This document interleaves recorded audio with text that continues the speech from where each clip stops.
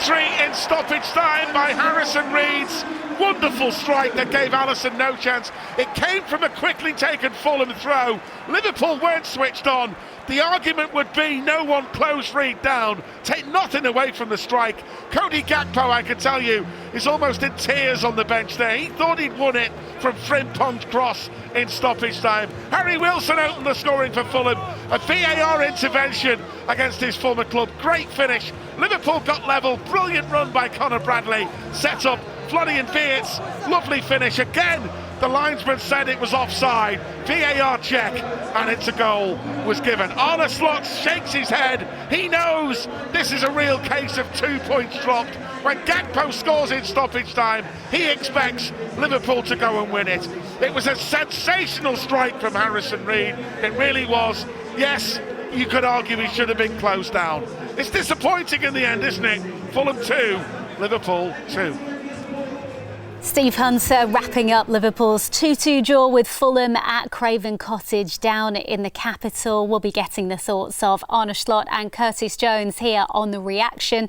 I'm Becky Davis, and I was joined in the studio by Jason McAteer and Neil Mellor, whilst Ray Houghton was down at the stadium for us. Plus, we've got contributions too from our fan panel, consisting of Cy Steers, Ryan Paton and Lingerr Senghor from the official Liverpool Supporters Club in San Francisco. I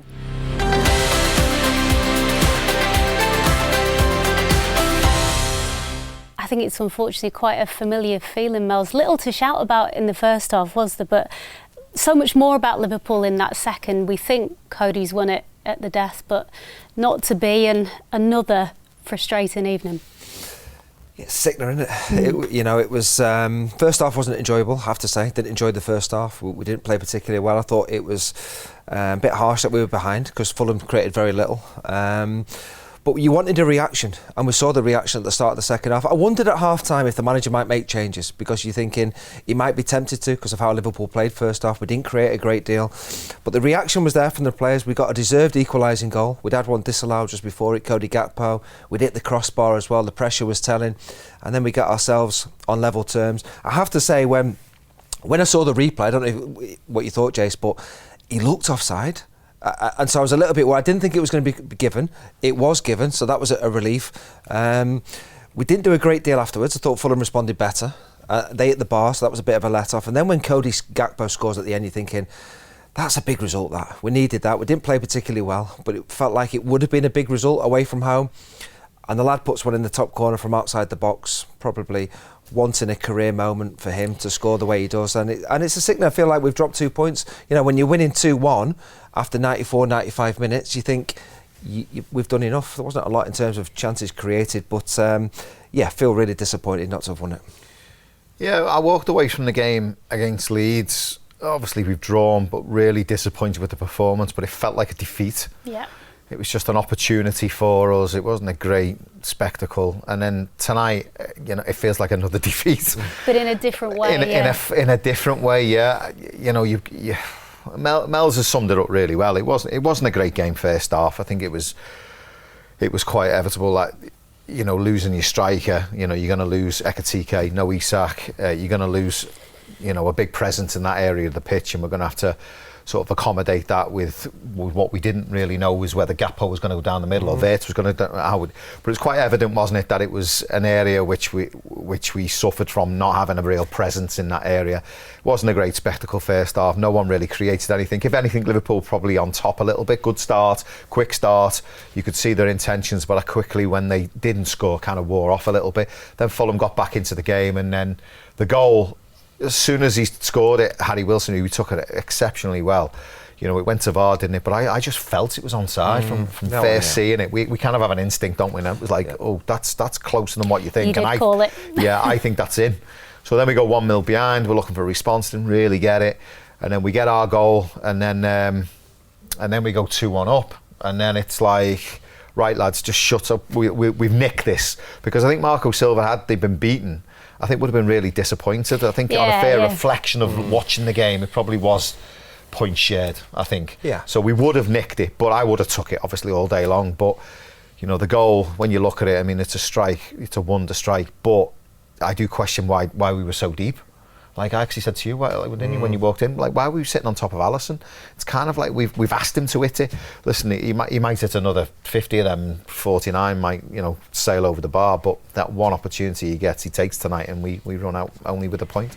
It felt like they'd almost passed a big test of character to come back, if you like, and I think that's why it sticks so much, doesn't it? When you look at the stats from this season, this is only the second point won in the Premier League from coming behind. This was the second one after Sunderland. 8 out of 20 league games conceded the first goal and lost 6 of them. Had this been a win and it was so close, Mells, it would have been such a significant win, wouldn't it? Yeah, we haven't done that enough. I think that's been something we've struggled with. But the reaction was there at the start of the second half, where you're thinking, if Fulham get the second goal, we're getting nothing from this game. But the reaction was there. Obviously, Gakpo was offside initially for his goal disallowed. McAllister hits the bar, and he did Gakpo hit the post the first time. You're thinking, is it one of those days?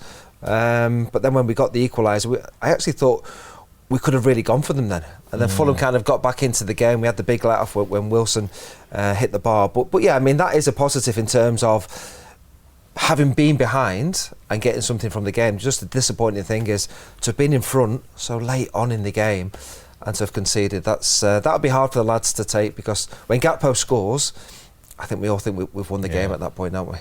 It is a tough one to take, isn't it? I mean, as we say, if we try and look at positives, now unbeaten in 9, Jace, it maybe hasn't felt like it with some of the results and the way the games have gone, specifically the last 2. But when you look back to before that West Ham game, everyone was saying, look, we just need to put a run together, stop the defeats, and they have done that. They feel quite far away from where they were at that point, but still quite far away from where they want to get to.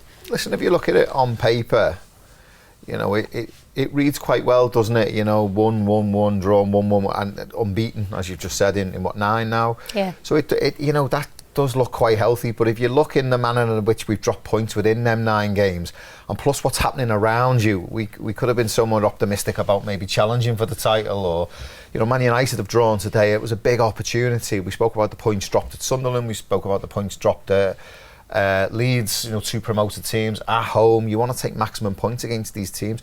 You're in a much healthier position, and you get that little gap where you might go to Arsenal and drop points, but the gap still stays there between you, United, and Chelsea. The chasing pack. But it's like it's the teams we're playing, isn't it? You say unbeaten in 9, and that sounds okay. But who've we played? The only one in that lot where you say that's a great result was Inter Milan, and Brighton at home was a good one. But was it 4 draws to Leeds twice, Sunderland, Fulham. To Fulham?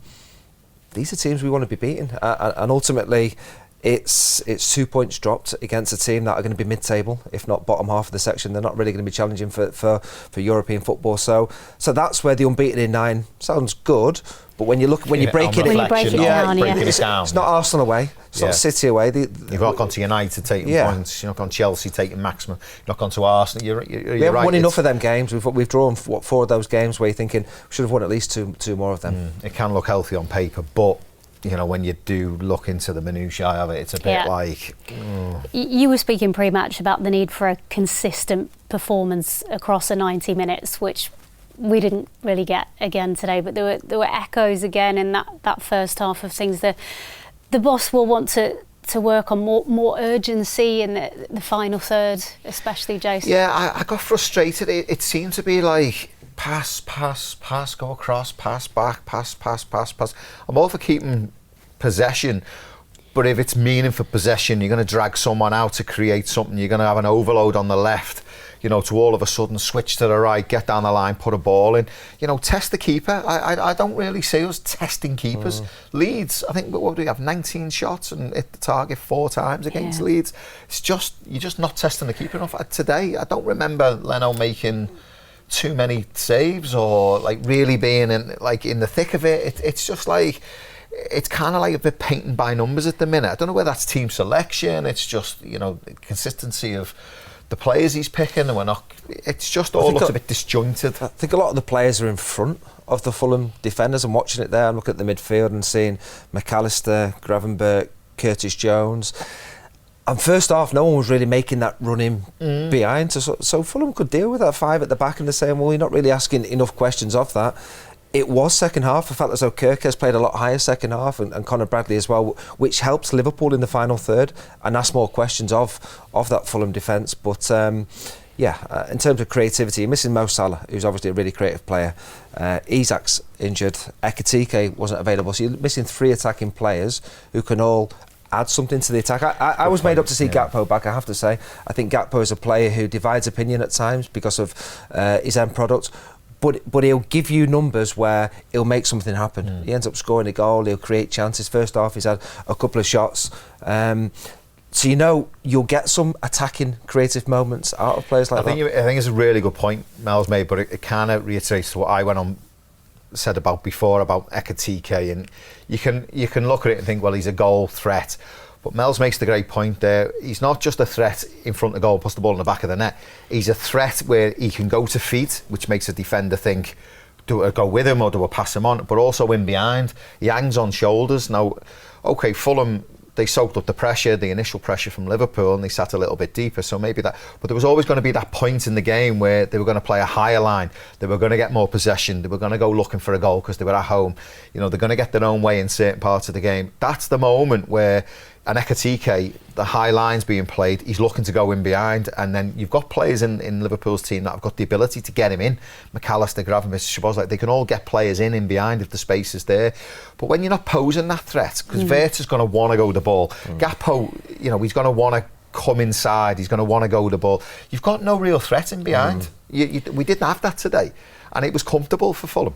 Yeah, you hope he will be back for Thursday night against Arsenal, Hugo Ekitike. Let's just go to our fan panel now. We've got Si Steers, Ryan Paton and Lingerr Senghor. We'll come to you too, Ryan and Lingerr, very shortly, but Si, I'm going to start with yourself. And you look fairly dejected there, if you don't mind me saying. You probably share our feelings here in the studio. Yeah, I've got my kitten on my lap as well, so she's distracting me. But I think... I think what we're finding is really interesting. The guys talking about the teams we played over the last 9 games. I think where we really struggle is against that low block, right? I think when teams come and sit behind us, we just don't have the pace to kind of stretch them.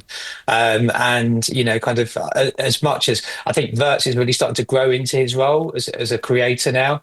And he's obviously the guy we brought in to really kind of try and counter that style of play. But it's killing us a little bit this season. I think injuries really haven't helped us. We've obviously, gone and brought in Isak and Ekitike to stretch teams. That neither have really been available together. There's a whole host of things really. But I think when I look at the bigger picture, this season was always going to be one of transition, I think, a little bit. I think we all kind of had high hopes for the title at the start of the season, but when you bring in so many new players, I think realistically, top 4 is really what we need to be striving for. We're starting to become harder to beat again. We're going to get players coming back. So there are positives to take, but it is difficult right now, especially when teams come and put, kind of 11 players behind the ball and we've got to try and break them down. OK, we'll move on to Ryan. Ryan, what are your thoughts? Si's tried to pluck a few positives out there. How are you feeling at the moment?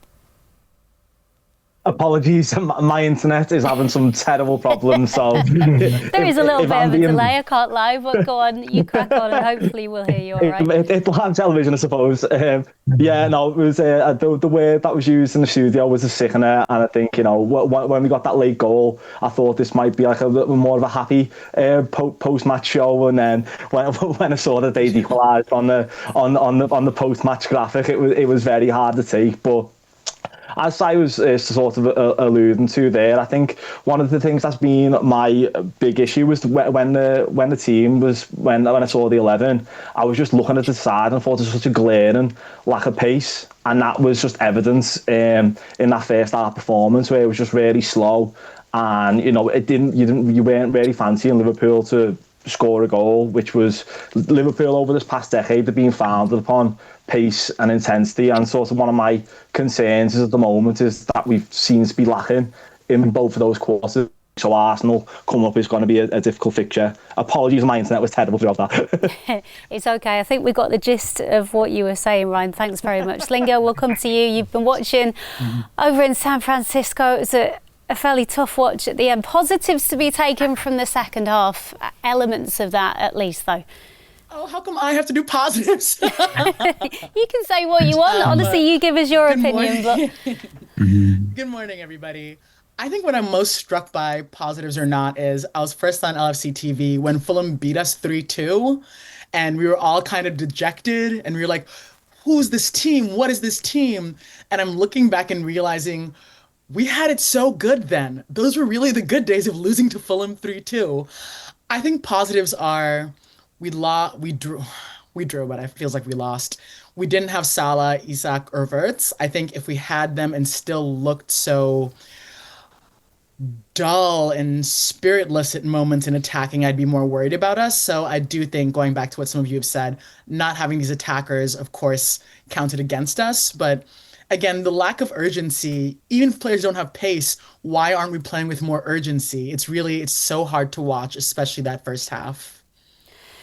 yeah, urgency, pace, that intent, Mels. We spoke pre-match, which you weren't with us for that. So I'll ask yourself, in terms of a few months ago when the mission was just to kind of shut up shop and stop the team leaking goals, they've probably adapted more of a defensive mindset. And does that bring in a bit of a fear factor? Maybe not so much today in that second half, but in games that we've seen recently where that natural instinct that we've seen so many times from this side to just get forward, there's a little bit of a hesitancy to do that.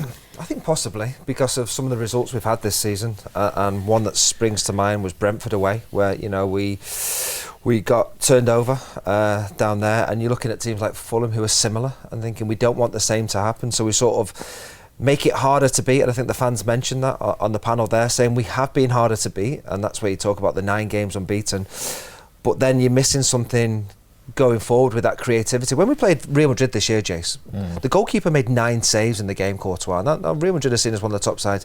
We're not seeing that level of performance at the moment, and we want to see that. We saw it last season. It was brilliant to watch last season, and the fan mentioned it there. Fulham away, we went there, we basically won the league by that point. We get turned over, we accept that. Whereas at the moment, the aspirations are very different, and it's hard because we won the league last year. We want to be in a title race. We're not going to be. And when you put the graphic up there, the results, I'm not looking at Arsenal and City anymore. I'm actually looking at Villa, Chelsea and United. That's where we're at, and that is the reality. And where things improve, you need your best players fit. We don't have those available at the moment. So yeah, we may see a few more performances where it might be a cautious approach and we're not as free-flowing as attacking as perhaps we want to be. You're talking about pace, but like, are we talking about individual pace? Because there was a lack of that today, from players. The threat of pace wasn't there, but also the pace, and when you have the ball as a team, as a collective, the way you move the ball, the quickness of the move the ball, the type of pass that you're playing. Is it going to be a laboured pass? Is it just going to be one that's just dollied into players? Is it going to be fizzed in? Is it going to be one touch round the corner, pace, bang, get it down, play? Quick throw-ins, quick free kicks. The quickness of thought, the quickness, pace, playing pace with your mind, playing pace with the way you want to dictate the game. It's sometimes you can let the opposition dictate the tempo and the pace, and you get into that flow, and it's just all, because they were a bit the same. It was just all pass, and it was all quite nice, and it was out the other side, and then it was across. I mentioned it before, if you're going to play at pace, get an overload, get balls in the box. So you get an overload on the left, you play down the left, you a little 1-2, and then all of a sudden you switch it out to the right. Quick ball right across, and then you go in one-on-one. You get a one-on-one situation then. And then the players we've got, you'd expect the quality we've got for maybe a Frimpong. I mean, we've seen it when he come on. That was the best 10 minutes of the game, wasn't it? When he came on, and it was just bang, bang, bang. We got it out to Frimpong, and he puts 2 fantastic balls in, doesn't he? And we score from one. So, we're just not at it at the minute. It's kind of like we don't want to give it away because we don't want to commit.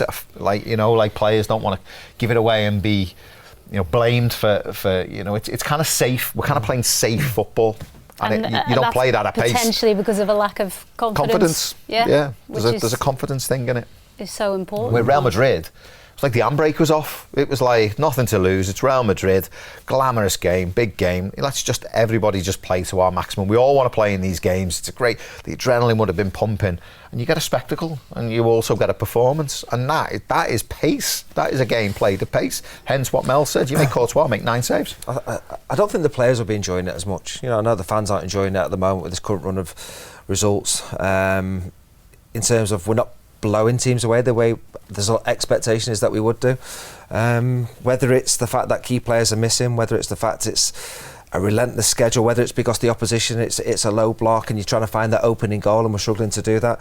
But it's just that period in the season where it's one of those times. But the players will want to get back to those performances where they're enjoying themselves, where they feel a little bit more freedom, a little bit more confidence. I mean, being inside Anfield, and you were there the other night against Leeds, you could feel sort of the nervousness, sort of the panic. It's 0-0 at home, and we want to get the winning goal, and haven't seen that for a long time in this Liverpool side. The way transition was used, and I've come to agree with this now. I think when you bring so many good players, talented players in that are going to go into the team, you're going to have a transitional period, and it's going to take time for these players to bed in. Now, they all need to play week in, week out, and you can go through a period where there's an understanding or a misunderstanding, or you're not quite knowing each other, but you'll come through that, and the more you train, the more you get to know each other in the dressing room and personalities, but on the pitch as well, you know where the player wants it, you know where he's got to go. I played in a Liverpool team where I didn't second guess things. I just knew where Steve McManaman was. I just knew where Robbie wanted it. When Michael Owen come in the team, he just wanted it over the top. I knew Jamie was alongside me. I knew Mark Wright was behind me. You just get it. You look up and they're there, bang. Yeah. And if they're not there, you create something and then something will happen. And that's what it's like. Now I'm looking at like maybe Gakpo getting it and Kirker's going on the overlap, thinking, why are you going on the overlap?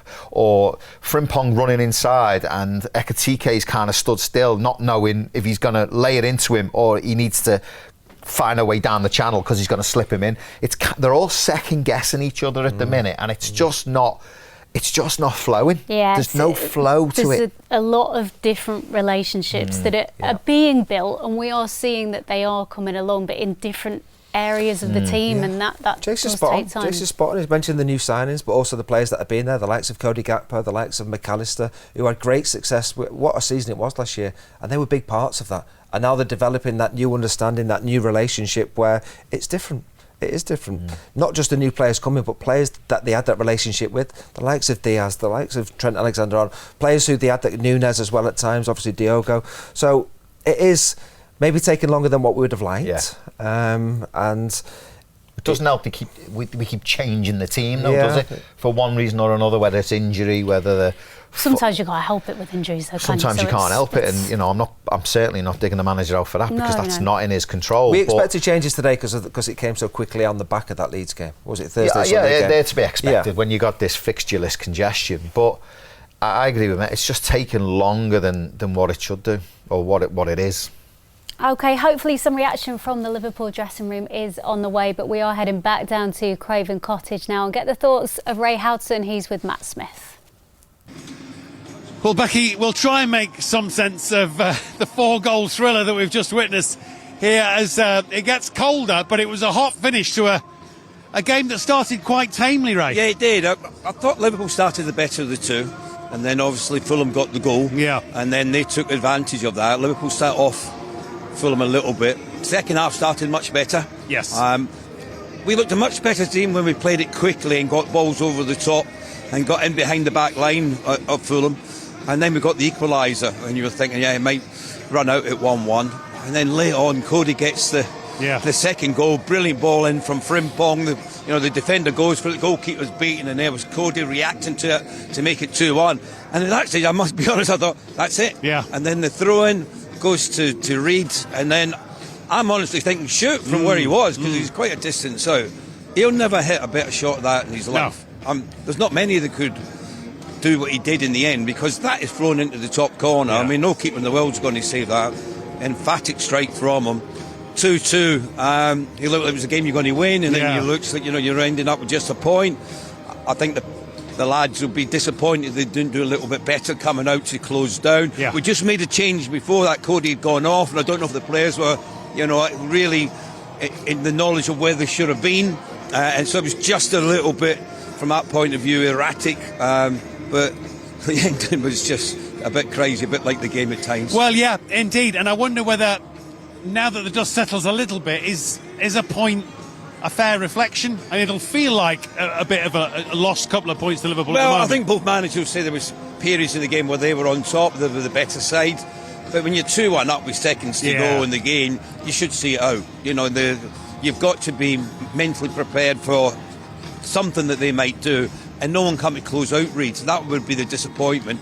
Everyone they're all looking and anticipating the long throw into the box. They went short and no one's reacted to it, and I think that will disappoint Arne, that no one came out to get a block in, try to impose themselves on Reid, not to give him a free strike at goal. Even when he hits it, you know, you're not expecting it to go in the manner where it did. I don't think he's expecting. No, I mean, look at the reaction of the Fulham players, Reid himself and all the fans in the stadium. They couldn't quite believe it.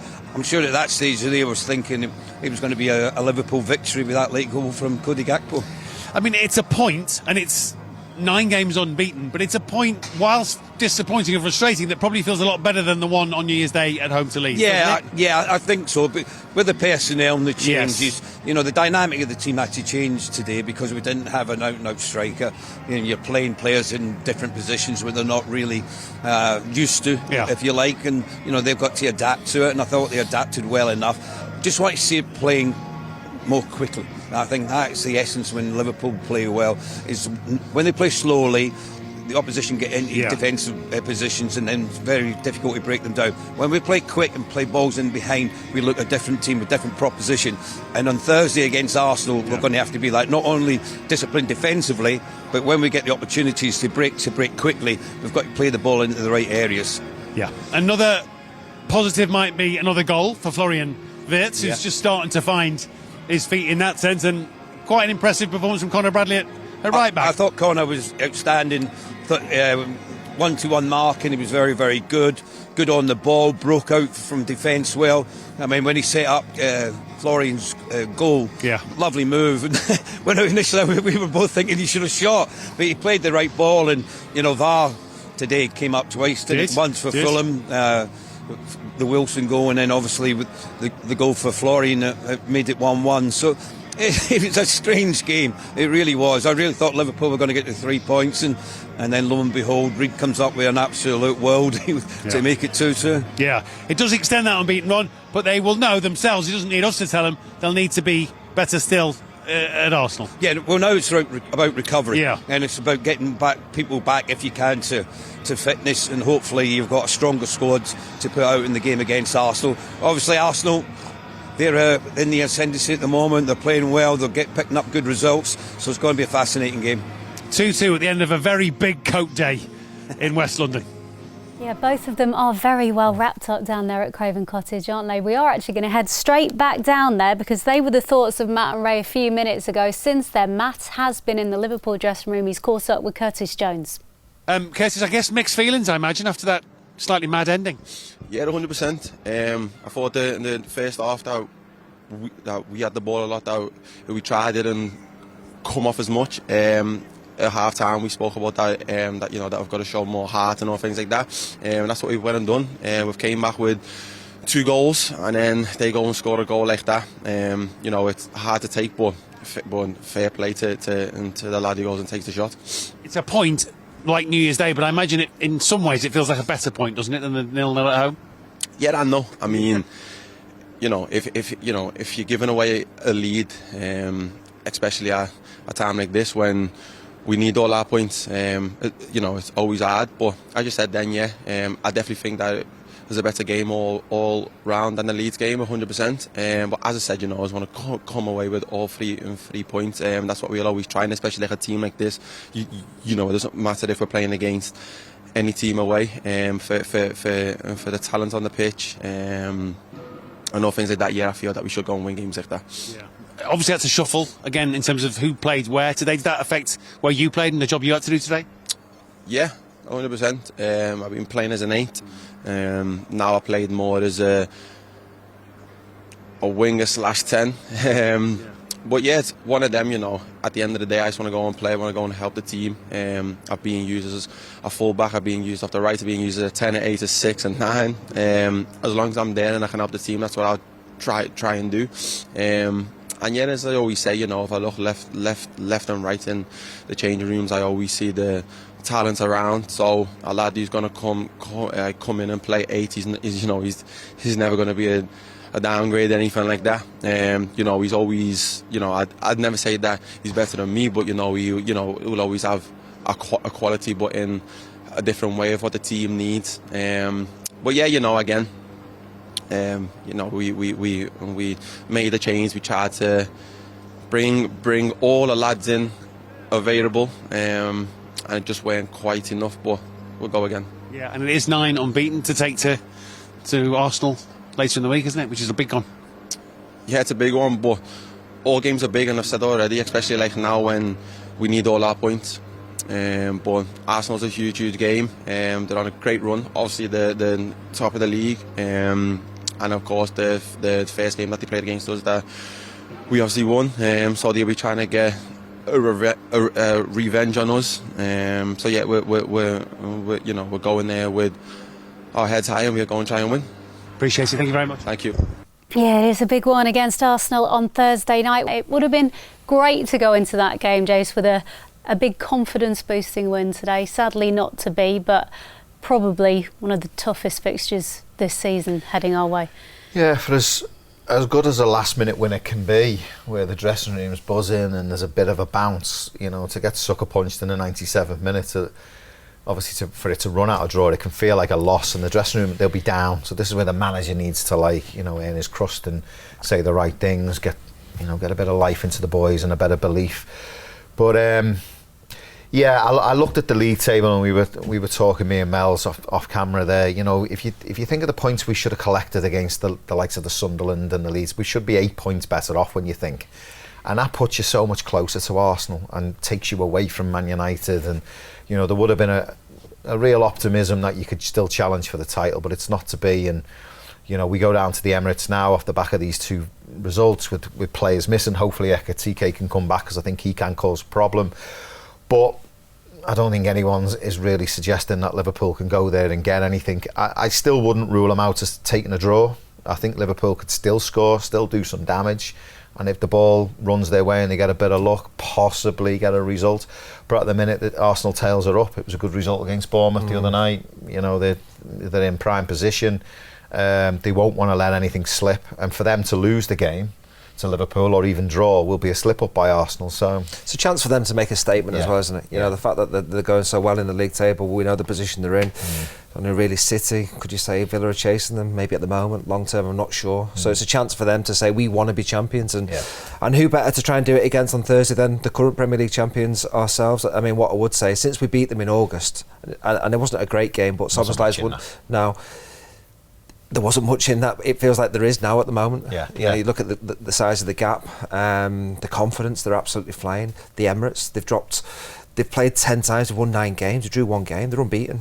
You know, they don't lose games. That's the thing. You look at them and think, as much as people made out that we spent money, Arsenal spent a lot of money in the summer on starters, not just squad players as well. There's a few starters that came in there to add to what they had already. We lost a few players. They didn't lose anybody. So they've strengthened. They've spent a lot of money. They've been second year after year, and they've got a real chance this year to go on and win it. And for them, they'll be trying to make a statement on Thursday. We'll head back to our fan panel and give them a little word on this. Si, I'll come to you first. No bones about it, really. Liverpool are going to have to dig very, very deep at the Emirates to come away with something.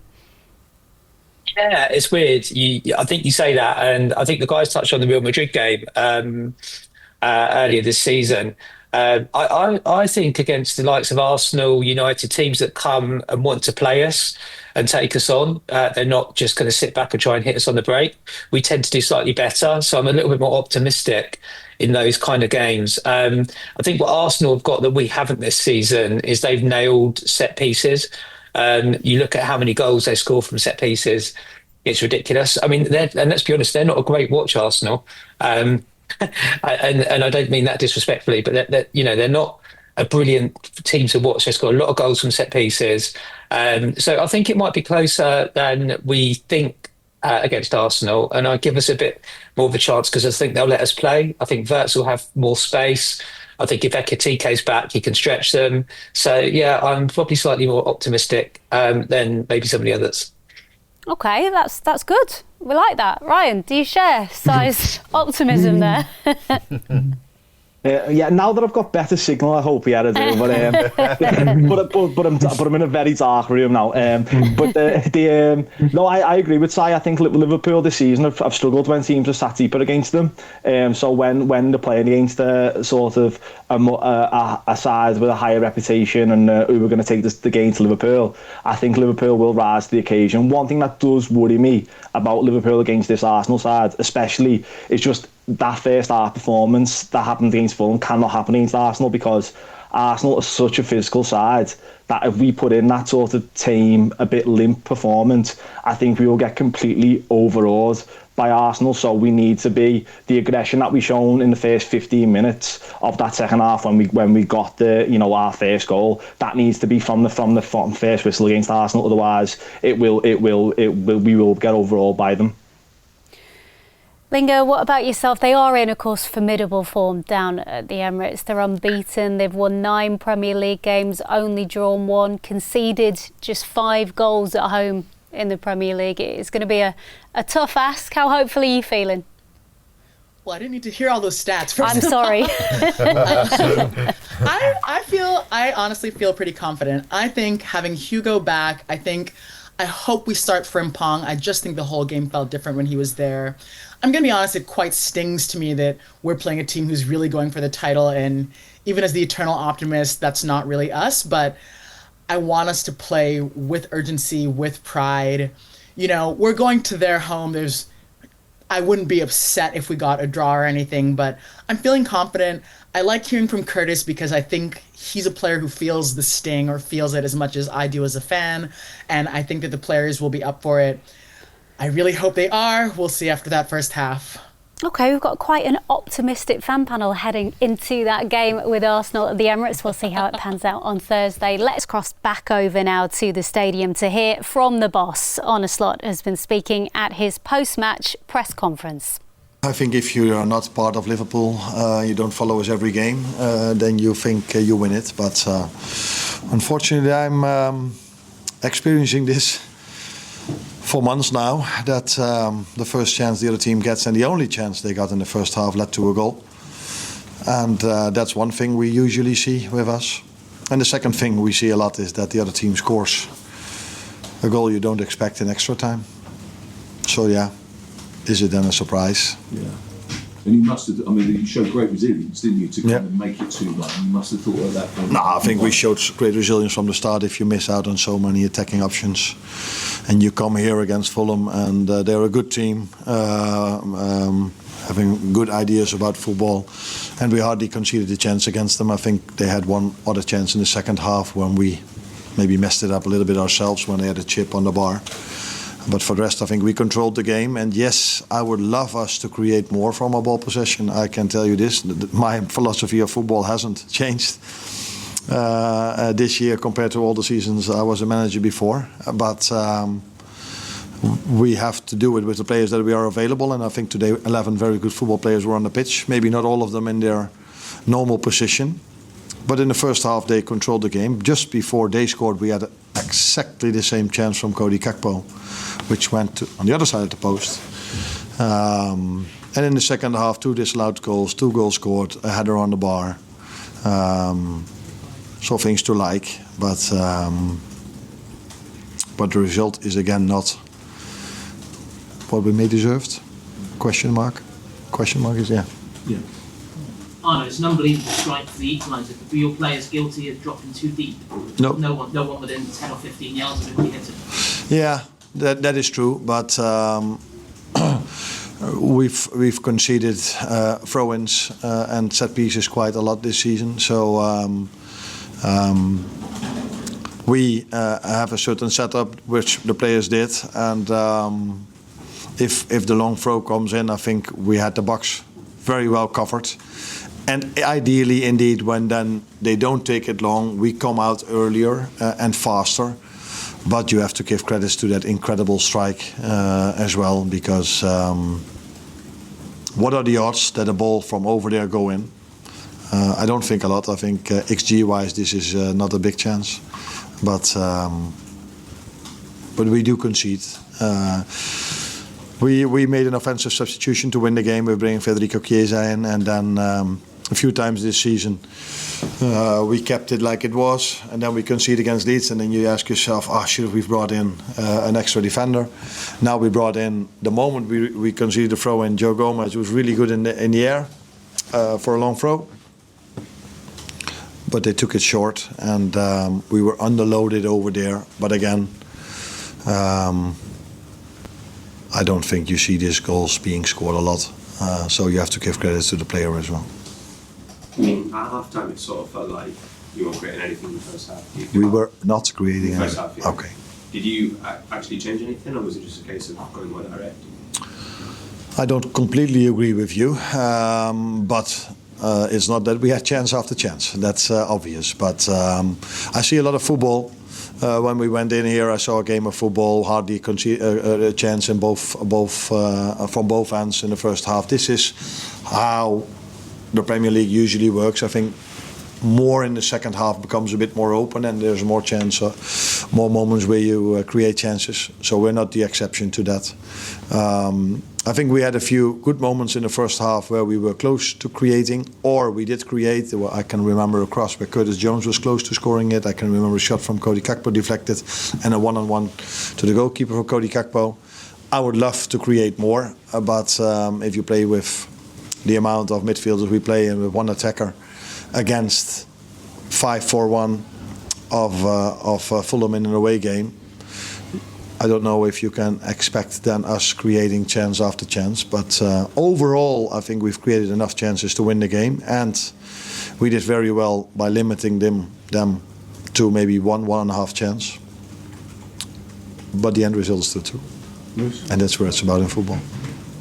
With the changes you made to the team and the system since the really bad run when you felt like losing every game, you obviously maybe stopped a leak at the back, but the creativity is maybe gone. Do you agree with that? And how hard is it to find that balance between? Do you think so? Do you think we created more when we were conceding more chances? I wonder if that's true. But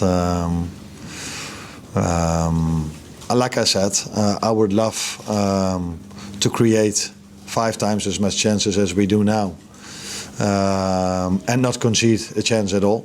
But I do know in a period of time when we were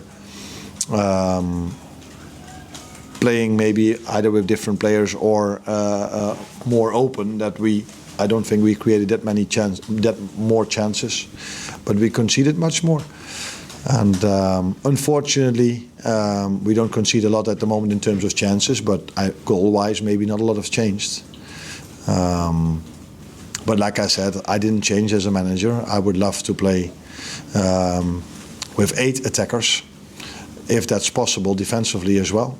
But if those 8 attackers don't defend enough, then it's hard to win a game of football. But we don't have 8 attackers, so that's not possible. Did Ekatike travel, and where to be managing his minutes, take him off, and just guess the same for Pong as well? Yeah, yes and yes. So yes, he travelled because he felt something during the training session, so he went for an MRI scan, and we got the result when we were flying. So we were hoping that it was just a bit of DOMS. I think you call it DOMS in this country, which he also had. Why? Because we are. Alex has been out, and since Alex is out here, he doesn't play 70 minutes or 60 minutes, or sometimes gets a bit of rest. He has to play 80 or 90 minutes every single game. For the first time in his life at Premier League level, for the first time in his life without a winter break, for the first time in his life at Champions League level. So not a surprise that he then gets a bit tired and gets DOMS. And we were hoping it would have only been DOMS, then we could have used him maybe as a sub. But unfortunately, we saw a little bit more, and then you cannot take a risk. Florian had the same last week. When we put him in an MRI scan, and then it was only DOMS, so he didn't had anything. But he's also for the first time experiencing this program. And if I don't have that many players, I would like the ones that I do have available and play them as many minutes as possible, but realistically. And I think that's what I tried to do today. Yeah, a mixture of positives and still a few negatives to take from today. We roll on to Arsenal. The guys were fairly optimistic there on the fan panel, Jace. I mean, what is Liverpool's best chance of getting something at the Emirates?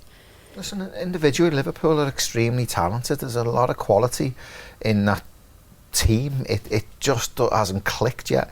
You know, that day will come. The more work you do, the more confidence you get, the better relationships are forged. You know what you're doing.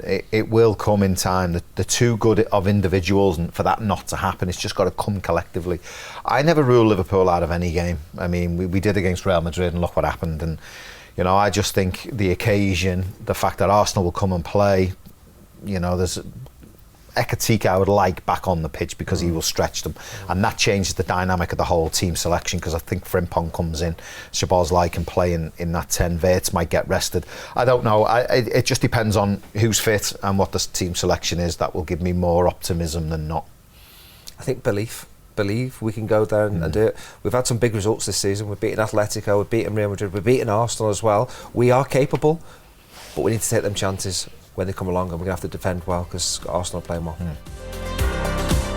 That is it for this episode of The Reaction. We will be back, though, after the Reds' trip to the Emirates to face Arsenal on Thursday night. Until then, if you haven't done already, please do give us a follow wherever you get your podcasts to make sure you don't miss an episode when they drop. Thanks for being with us. Bye-bye for now.